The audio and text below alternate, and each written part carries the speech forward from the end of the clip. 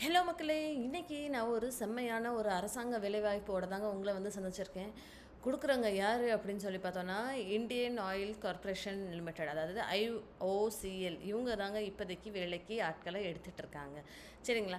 இது வந்து ஸ்பெஷலாக வந்து என்ன போஸ்ட்டுக்கு எடுக்கிறாங்க அப்படின்னா, நான் எக்ஸிக்யூட்டிவ் கேட்டகரியில் வந்து எடுக்கிறாங்க. சரிங்களா? ஸோ வந்து ஜூனியர் ஆப்பரேட்டர், அதுக்கப்புறம் வந்து கிரேட் 1 ரோலுக்கு எடுத்துகிட்டு இருக்காங்க. ஸோ டீட்டெயிலாக நம்ம இங்கே பார்ப்போம். ஜூனியர் ஆப்ரேட்டருக்கு, ஜூனியர் அட்டெண்டன்ட்க்கு, ஜூனியர் பிஸ்னஸ் அசிஸ்டண்ட்டுக்கு, இந்த ஒரு ரோலுக்கு தாங்க இப்போதைக்கு இவங்க வேலைக்கு ஆட்களை எடுத்துகிட்டு இருக்காங்க. சரிங்களா?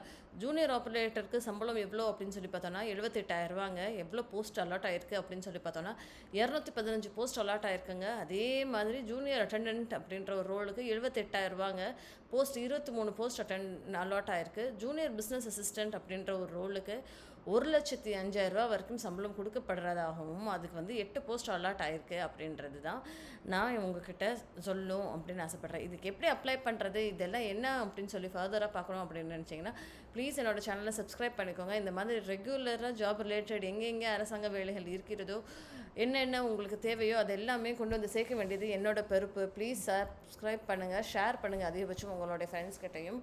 வாங்க ஸ்கிப் பண்ணாமல் வீடியோக்குள்ளே பார்க்கலாம்.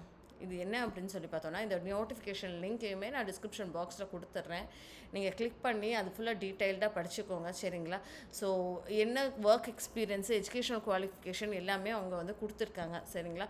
ஸோ நம்மளுடைய இங்கே அலாட் ஆகிருக்கு, ஒவ்வொரு ஊருக்கும் என்ன எவ்வளோ அப்படின்ற மாதிரியுமே அவங்க அலாட் பண்ணியிருக்காங்க. இங்கே பாருங்கள், ஜூனியர் ஆப்ரேட்டர் கிரேட் 1க்கு ஹரியானாக்கு 2, ஜூனியர் ஆப்ரேட்டர் கிரேட் 1 ஹிமாச்சல் பிரதேஷ்க்கு 4 அப்படின்ற மாதிரி அலாட் பண்ணியிருக்காங்க. நம்ம அப்படியே கீழே ஸ்க்ரோல் பண்ணி பார்த்தோம் அப்படின்னு சொல்லி பார்த்தோன்னா, நம்மளுடைய தமிழ்நாடுக்கு, கேரளா, புதுச்சேரிக்கு எவ்வளோ அலாட் பண்ணியிருக்காங்க அப்படின்னு சொல்லி பார்த்தோன்னா, ஜூனியர் ஆப்ரேட்டர் கிரேட் 1க்கு தமிழ்நாடுக்கு 13 வேக்கன்சிஸ் அலாட் ஆகிருக்குங்க. சரிங்களா? அதுவே நமக்கு வந்து ஒரு பெரிய ஒரு ஹாப்பினஸ் தான். 13 வேக்கன்சியில் நம்மளும் ஒரு ஆளாக நிச்சயமாக நம்ம இருக்கலாம். அதே மாதிரி புதுச்சேரியில் ஒரு வேக்கன்சி, கேரளாவில் 3 வேக்கன்சி, 3 போஸ்ட் வந்து கொடுத்துருக்காங்க. சரிங்களா?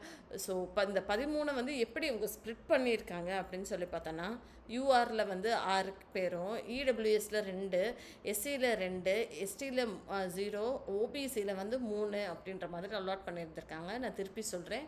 யூஆரில் 6, இடபிள்யூஎஸில் 2, எஸ்சியில் வந்து 2, எஸ்டியில் அலாட் பண்ணலை, ஓபிசியில் 3. ஸோ இப்படி தாங்க அவங்க ஸ்ப்ளிட் பண்ணியிருக்காங்க. இந்த 13 சீட்டையுமே இந்த பேருக்கு, இந்த கேட்டகரிக்கு நம்ம வந்து ஸ்ப்ளிட் பண்ணி கொடுத்துருவோம் அப்படின்ற மாதிரி அலாட் பண்ணியிருந்திருக்காங்க. சரிங்களா? புதுச்சேரியில் யூஆர் கேட்டகரியில் ஒரு போஸ்ட் இருக்கு இல்லையா, அது அலாட் பண்ணியிருக்காங்க. கேரளாவில் வந்து 3 போஸ்ட் இருக்குங்களா, அதில் வந்து யூஆரில் 2ம், எஸ்சியில் வந்து 1ம் அலாட் பண்ணியிருக்காங்க. சரிங்களா?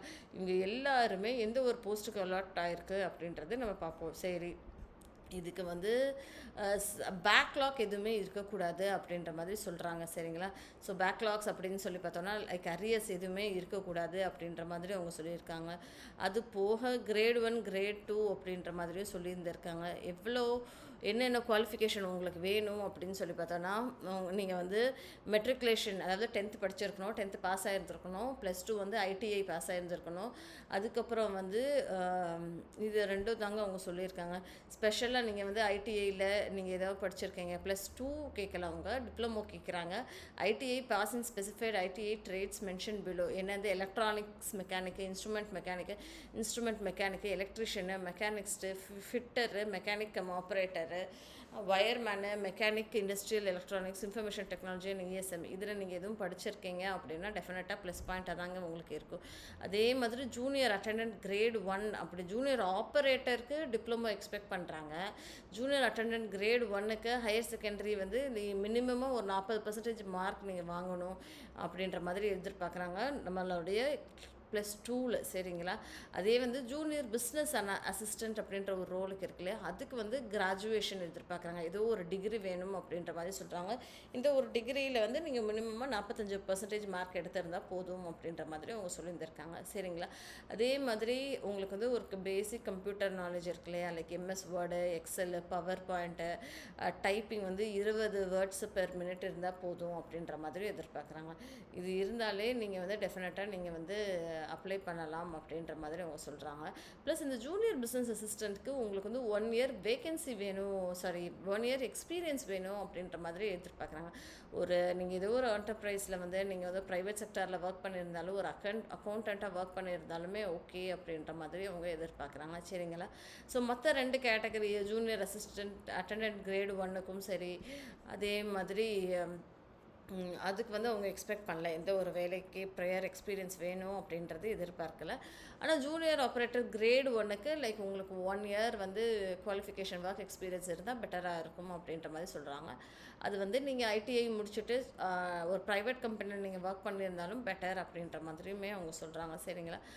இதுதாங்க அவங்க வந்து சொல்கிறாங்க. சில பேர் வந்து இல்லைப்பா, நான் வந்து பிஇ முடிச்சிருக்கேன், பிடெக் முடிச்சிருக்கேன், எம்பிஏ முடிச்சிருக்கேன், சிஏ முடிச்சிருக்கேன் அப்படின்னு நீங்கள் ஃபீல் பண்ணுறீங்க அப்படின்னா அவங்களுமே வந்து ஷல் நாட் பி எலிஜிபிள் அப்படின்ற மாதிரி அவங்க தெளிவாகவே இங்கே சொல்லிட்டாங்கங்க. இங்கே பாருங்கள், திருப்பி சொல்கிறேன் நான். BE, BTech, MBA, CA, ICWA, அப்புறம் வந்து சிஎஸ்சி, சிஎம்ஏ, எல்எல்பி, எம்சிஏ இவங்க எல்லாம் படித்தவங்களுக்குமே யூ ஆர் நாட் எலிஜிபிள் அப்படின்ற மாதிரி தான் அவங்க சொல்லியிருக்காங்க. அதே மாதிரி எம்ஏ, எம்காம், எம்எஸ்சி படித்தவங்களுமே ஜூனியர் பிஸ்னஸ் அசிஸ்டண்ட்டுன்ற போஸ்ட்டுக்கு நீங்கள் அப்ளையே பண்ண முடியாது அப்படின்ற மாதிரி அவங்க சொல்லியிருக்காங்க. ஓகேங்களா? அதாவது பிஜி பண்ணவங்க அப்ளையே பண்ண முடியாது, அதுவும் டெக்னிக்கலாக பண்ணவங்க யாருமே அப்ளை பண்ண முடியாது அப்படின்ற மாதிரி தான் அவங்க சொல்லியிருந்திருக்காங்க. அதை வந்து இங்கே தெளிவாகவே கொடுத்துருக்காங்கங்க அவங்க. And then cut off mark எவ்வளோ இருக்கும், டெஸ்ட்டஸ் தாங்க இருக்கும். சிபிடி டெஸ்ட் ஃபஸ்ட் வந்து கம்ப்யூட்டர் பேஸ்டு டெஸ்ட்டு தான் இருக்கும். சரிங்களா? ரிலாக்ஸேஷன், ஏஜ் ரிலாக்ஸேஷனுமே இருக்கா அப்படின்றது ஸ்க்ரோல் பண்ணி தான் பார்த்துட்ருக்கு.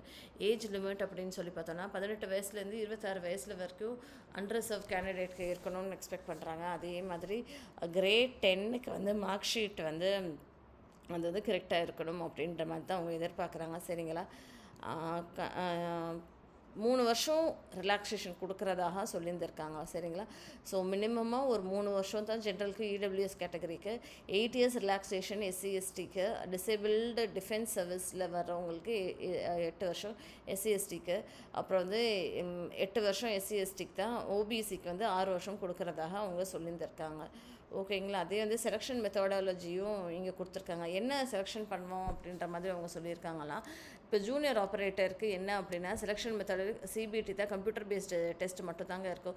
உங்களோட ஸ்கில்லு, ப்ரொஃபிஷியன்சி, ஃபிசிக்கல் டெஸ்ட்டை தான் வந்து பார்ப்பாங்க. அதே மாதிரி ஜூனியர் பிஸ்னஸ் அசிஸ்டண்ட் அப்படின்ற ஒரு ரோலுக்கு வந்து லைக் சிபிடி வைப்பாங்க, சிபிடியும் வைப்பாங்க, கம்ப்யூட்டர் ப்ரொஃபிஷியன்சி டெஸ்ட்டுமே பார்ப்பாங்க. சரிங்களா? கம்ப்யூட்டர் பேஸ்டு டெஸ்ட்டு சிபிடி அப்படின்னு சொல்லும் போது எப்படி இருக்குன்னா உங்களுக்கு என்ன இருக்கும் அப்படின்றது தெரியும் தானே. அதில் வந்து கொஷின் பேப்பர் சிபிடியில் வந்து லைக் கிளிக் பண்ணி நீங்கள் வந்து ஓஎம்ஆர் ஷீட்டில் நம்ம எப்படி மல்டிபிள் சாய்ஸஸ் இருக்கும், அதில் வந்து நீங்கள் கிளிக் பண்ணி எடுக்கிற மாதிரி இருக்கும். 120 நிமிஷத்துக்கு வந்து 100 மார்க்குக்கு 100 கொஷின்ஸ்க்கு வைப்பாங்க. அதுலேருந்து ஒவ்வொரு கொஷினும் வந்து ஒவ்வொரு மார்க்குக்கு எடுக்கிறோம் அப்படின்ற மாதிரி அவங்க சொல்லியிருந்திருக்காங்க. சரிப்பா, இந்த 100 கொஷின் எப்படி அலாட் ஆகும் அப்படின்னு சொல்லி பார்த்தோன்னா ப்ரொஃபஷனல் நாலேஜ் ஜென்ரல் சயின்ஸில் 50 மார்க்கு, நியூமரிக்கல் எபிலிட்டியில் 20 மார்க்கு, ரீசனிங் எபிலிட்டியில் 20 மார்க்கு, ஜென்ரல் அவேர்னஸில் 10 மார்க் இருக்கதாக சொல்கிறாங்க. சரிங்களா? அதே மாதிரி இதை ஃபுல்லாக வந்து டீட்டெயில்டாக ரீட் பண்ணி பாருங்கள். அப்ளை பண்ணுறதுக்கு முன்னாடி உங்களுக்கு என்ன அப்படின்றது தெளிவாக புரிஞ்சிடும். எப்படி அப்ளை பண்ணுறது அப்படின்றது அந்த லிங்க்கையுமே இங்கே கொடுத்துருக்காங்க, அப்ளிகேஷன் ரிஜிஸ்ட்ரேஷன் அப்படின்னு சொல்லிட்டு. இதில் நீங்கள் போனீங்க அப்படின்னா அப்ளை பண்ண முடியும். சரிங்களா? இதுதான் மக்களே உங்கள்கிட்ட நான் சொல்லணும்னு ஆசைப்பட்ட விஷயம். ப்ளீஸ் சப்ஸ்கிரைப் பண்ணுங்கள், ஷேர் பண்ணுங்கள். தேங்க்யூ.